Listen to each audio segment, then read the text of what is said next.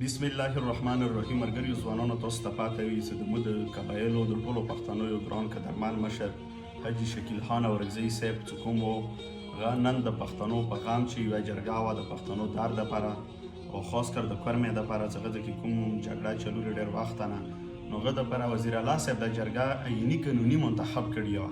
هغه کې اندازاً 18-19 کسان وو، هغه کې د حاجي صاحب نامه هم وه، د ټولې مشترکه راغوښتي وو کمیشنر صاحب په وار ته. نو چې کله حاجي صاحب ورسېد هغه ځای ته هغه ځای نه ورته د ادارو والا ټلیفون وکړ چې ته لږ راشه تا سره مو څه کار دی. نو به وروسته دې جرګې په باره چې به دا ټول به دا ځیري راځي څه خبره به وي.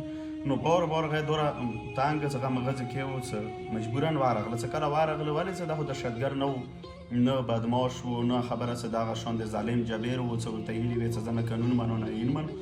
صحیح دی، عین و قانون کې کومه خبره وي راشو چې سره چینو خبره وکړو. خو د دو تاسو ته پاته رسي یوه غونډهګردي یوه بدمشي یو تور نظام او یو ځان ته بدشي د هغه ټولو دنیا ته پاته لري. خو هغه حاجي صاحب د جرګې نه هم خطا کړ، جرګې ټایم پر ایم لاندړ. بیا جرګې نه بعد یې ملګري چینولي وو چې اوس په دروځي اوس په دروځي.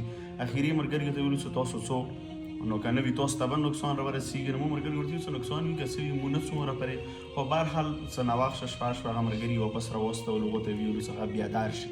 خو د دې مقصد دا دی چې دا یو غیر عیني غیر قانوني اقدامات دی. حاجي صاحب باندې اف آی آر وي راشي چې موږ عدالت ته حاضر کړو.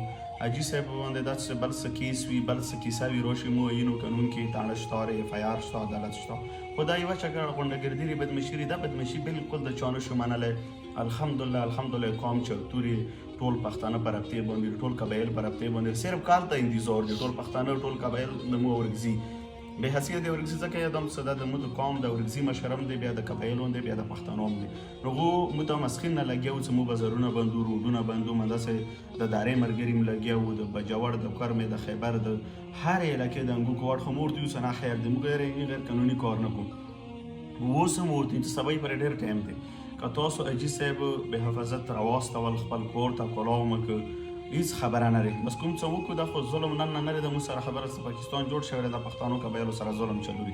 خو که سبا یې برې موږ د حاجي صاحب نه راو نه شو نو موږ به انشاءالله د اورکزو کلی اکواټر د فیروزخیلو کوم اکواټر د دې ځای ته انشاءالله درڅوم او ټول اورکزي او ټولو پښتنو ته هم خاص دی ټول پښتانه ټول اورکزي ټول قبایل ځانونه راورسو. خو هغه به سبا به بیا موږ پیغام چلوم که حاجي صاحب شپې ها شوه هېڅ خبره نه لري. خو که شپې ها نه شوه نو سبیب د موږ کوم د فیروزخیلو اکواټر چوک ته د کمانډنټ صاحب د ډي سی صاحب د ډي پي او صاحب دروازې مخې ته چینو. تر هغې پورې به نه بڅوم چې د دې ظلم جبر تپوس مو ونه عینو قانون کې نه وي کړی. مو عینو قانون منو دی د نه مني. مو که عینو قانون نه منلی نن به دی سره مو خبرو ته نه وناست. د خبرې دا د وزیر اعلی صاحب ته هم زه تا دپاره ډېر د څه افسوس والا خبره ته کوي چې جرګه تا منتخب که تا راوغوښتو چې کله ته یو فریقیان راوغواړې که هغه تا دښمن ویني تی خپل کاله کې بیا نشه بندوی نی مړوی شي.